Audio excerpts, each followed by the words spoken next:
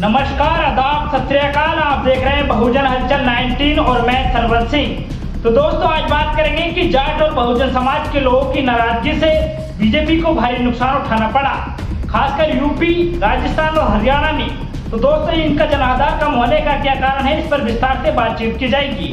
तो आज इसी को लेकर बात करते हैं और विश्लेषण किया जाएगा कि बीजेपी को आखिर इतनी भारी नुकसान क्यों उठाना पड़ा।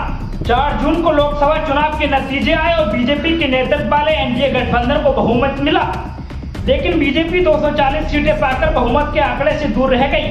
वहीं दूसरी तरफ इंडिया गठबंधन ने कड़ी चुनौती देते हुए 234 सीटों पर जीत हासिल की है। हालांकि यूपी, हरियाणा और राजस्थान में बीजेपी की सीटों की संख्या में गिरावट के आकलन से पता चलता है कि विपक्ष की जीत में जाट, बहुजन और मुस्लिमों का वोटों का अहम योगदान रहा, जिसमें पार्टी का खराब चुनाव प्रबंधन भी शामिल है।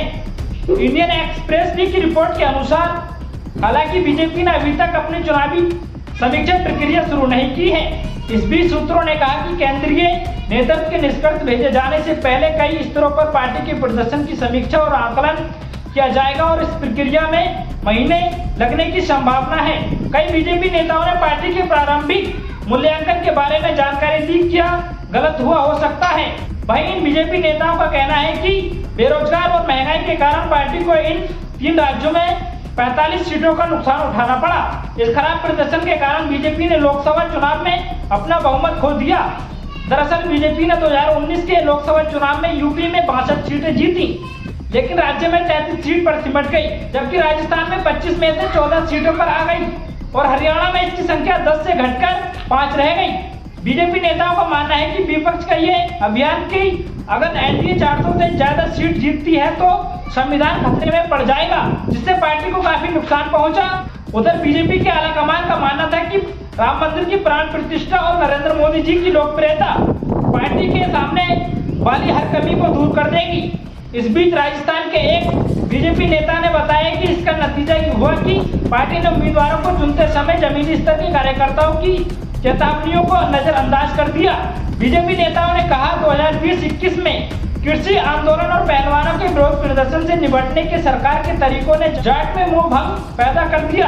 पार्टी का आकलन था कि कांग्रेस के लिए कोई फैक्टर नहीं है, बस वो बीजेपी के खिलाफ वोट करना चाहते थे और राजस्थान और हरियाणा में कांग्रेस ही एक विकल्प थी। बीजेपी नेताओं का मानना था कि राजस्थान में जाटों ने लंबे समय तक बीजेपी का समर्थन, जिसमें 2014 और 2019 का लोकसभा चुनाव शामिल है, लेकिन इस बार बीजेपी के खिलाफ समुदाय की भावनाओं के कारण पार्टी को कई जाट बहुल सीटों पर हार का सामना करना पड़ा। वहीं यूपी में आरएलडी ने अपनी बगावत और बिजनौर लोकसभा सीट पर जीत हासिल की, जबकि जाट बहुल सीट मुजफ्फरनगर से संजीव बालियान भी हार गई। तो दोस्तों, बहुजन हलचल 19 की इस रिपोर्ट को लेकर आपकी क्या राय है, कमेंट करके जरूर बताएं। वीडियो को लाइक करें, शेयर करें। शुक्रिया, नमस्कार।